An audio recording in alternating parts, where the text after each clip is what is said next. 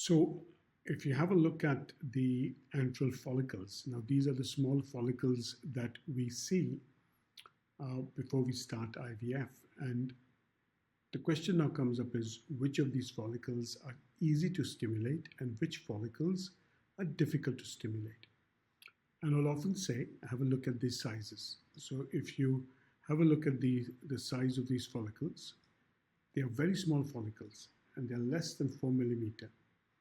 And these are the follicles which are significantly difficult to stimulate. Why? A couple of reasons. One, the smaller the size of the follicles, you require more FSH to stimulate the follicles, and these ovaries benefit from a higher dose of medications.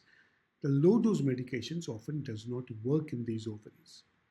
The second is you have a look at the overall size of the ovary. It's not a small size ovary.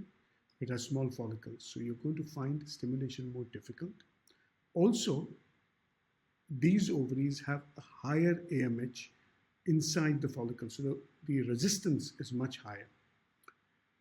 You may not recruit all the follicles, and some of the follicles may just not grow.